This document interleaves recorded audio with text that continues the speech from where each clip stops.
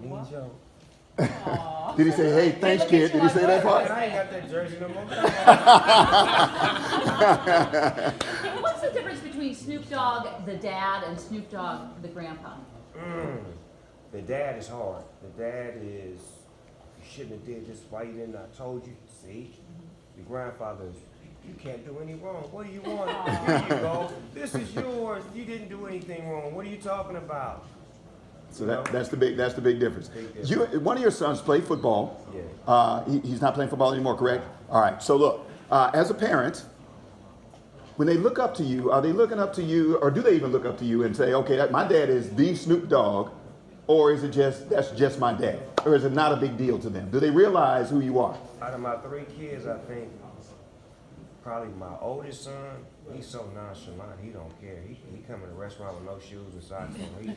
He's like the hippie version of Snoop Dogg. I don't care about anything.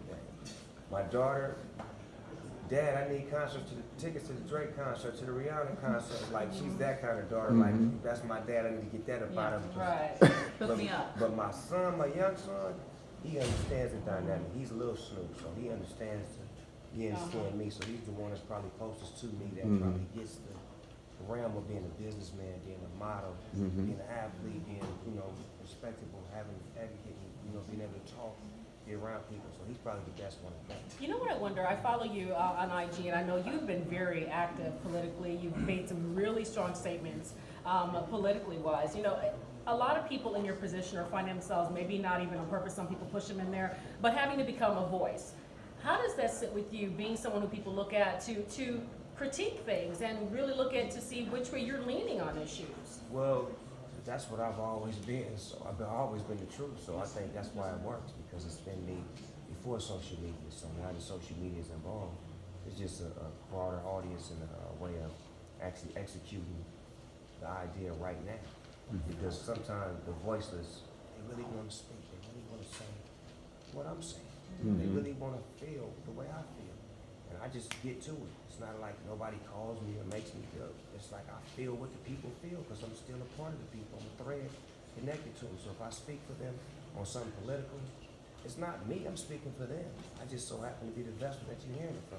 You don't think we didn't miss the Wakanda clause on your chain? And Howard University. Right. Look, let's kind of come full circle now when we talk about the stage production this weekend. Friday, Saturday, Sunday, by the way. Tickets are still available. Hope you go check them out for Redemption of a Dog. But we're celebrating 25 years now as well. Ooh. 25 years ago, does Snoop 25 years ago think that Snoop now would have been what you are? Snoop 25 years ago was a doper rapper, but Snoop 25 years later is a doper man. Oh, wow. And that to me is better, because I understand the dynamics of being a man. I was a boy back then, so I had to learn a lot, I had to make a lot of mistakes, I had to lose a lot, I had to, gradually close the gap. A lot of people don't understand what that means. Closing the gap is like, if you're successful, you're here, and then your friends are right here. And how do you close the gap? The only way to close is by you going down, because they can't come up to you like. So the only way I had to close the gap was to get away, move far away, and to find myself some new friends and associate myself with people who wanted to live and wanted to be about what I was about.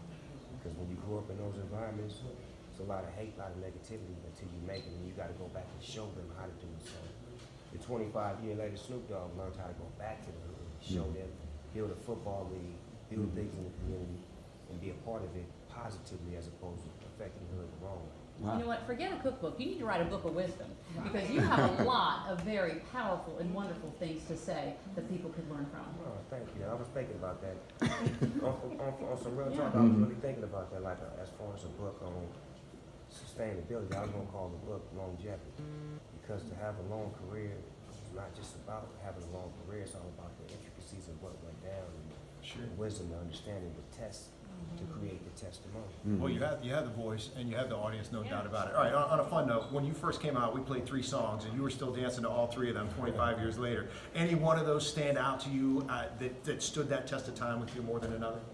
Probably Nothing But a G-Thing. That song, because that song just, I remember writing that song. I was in jail when I wrote that song. And then when I got out, it was a different beat.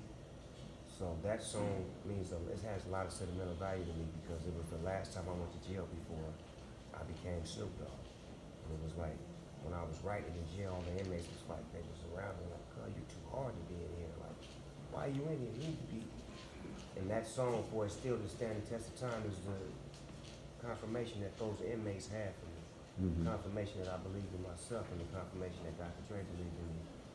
You and Dre still got you had a great relationship? Man, I love Dr. Yeah. Dre.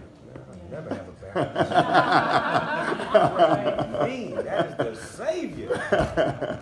That's your guy. Okay. My go-to guy. I tell you, a lot of people come through the locked doors, but meeting you and talking to you, I don't even know what I really expected. I think people always think Snoop and they think immediately weed or something like that.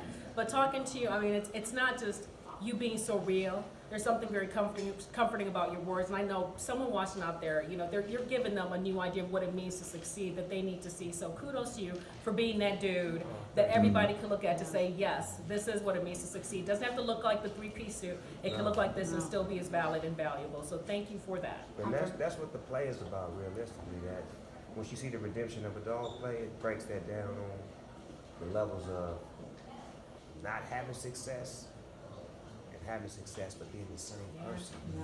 Maintain that spirit of who you are. Don't let fame or money or success change you. And that's what I want to say to the youngsters out there watching, because I know a lot of us are so hungry to be superstars and we want that 15 minutes of fame. Go earn it. If you earn it, it'll be more appreciated. You'll love it and respect it. Right. And we love and respect you. Passionate, Yeah. eloquent. This man, and let's not forget, the hard job is the father and the grandfather and the husband. Yeah, That's he's the got real job. longevity in that, Yeah, you too, got right? longevity in that. So Longevity he's in succeeding on that level as well. So Snoop, there thanks you so go. much for coming in today. No, Really thank appreciate y'all it. for having me, man. Enjoy your time in DC. I love DC, man. What's happening? Somebody got to break bread or fake dead. I need some good soul food. Where more of my aunties at? Somebody. You're gonna hear it now. You're gonna hear it now. Thanks for joining us. Go see Redemption of a Dog Friday, Saturday, Sunday. You can check it out there. Tickets still available. DC's in the house. Live. Thanks, Snoop. Back with more after this. Thank you so much. Hey, Yeah, Amazing. that felt good. that was awesome. Goodness. All right, let me get a picture.